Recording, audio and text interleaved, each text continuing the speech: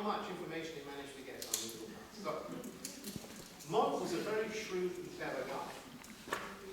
And he did the very best to avoid layoffs. When there was no possibility of working, they worked 1 day a week, and he said, come to work, we'll pay you a basic salary, a basic living salary, so that your families won't go hungry, and we'll offer you education programs.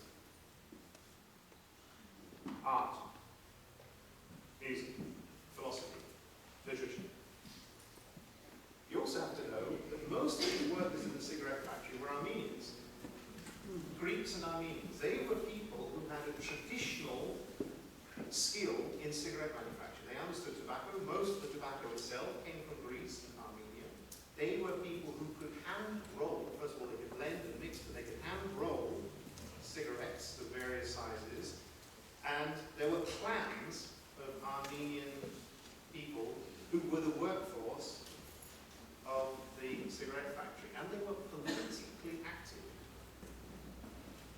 They were in the forefront of the demonstrations. They claimed a workers' council for the factory workers of Stuttgart, among whom were the workers at the Daimler-Benz factory, the Porsche factory, the Del Monte factory.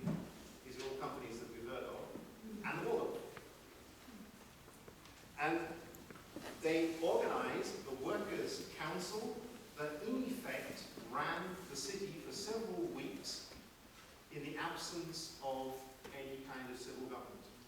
And they had considerable influence. This group of people came to Steiner and said, education, we've had a taste of it. We like these talks about philosophy and literature. We can see the connection. We no longer, they probably didn't say it in so many words, but in fact they were saying, we now no longer feel alienated. We feel connected. Too late for us, we're all stuck in our ways. What we wanted for the children. That's when they said to Mott, could we ask one of these people, these anthroposophists, some of whom later became teachers in the school, whether they couldn't run the school. But Mott had a better idea. He knew Steiner and invited Steiner to come. Steiner ran the course and went to the government, which had been newly elected, Social Democratic government, newly elected in Stuttgart, with a coalition government where the education minister was Social Democrat, who knew Mott because they came from the same village, incidentally the same place as Hermann Hesse. They were Schwabian folk. They understood each other. They spoke rich dialect to each other. And they sat around, no doubt, smoking cigarettes provided by Mr. Mott, and drinking brandy, and battled out a deal that would slip through all the loopholes in the legal framework that existed and would provide the opportunity for a new school under certain conditions. And the conditions were that the Ministry of Education would be represented at the training of the teachers.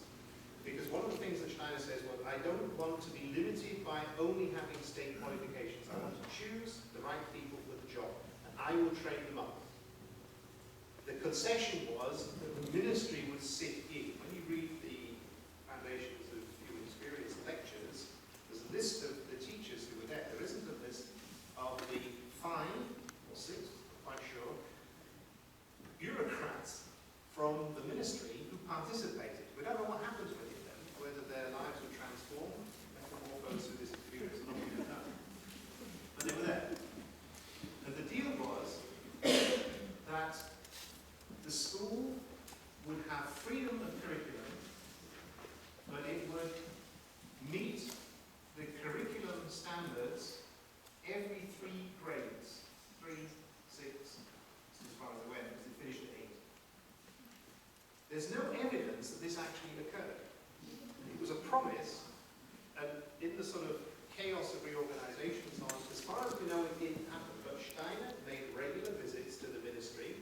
That minister lost his job within weeks. Talk about a window of opportunity.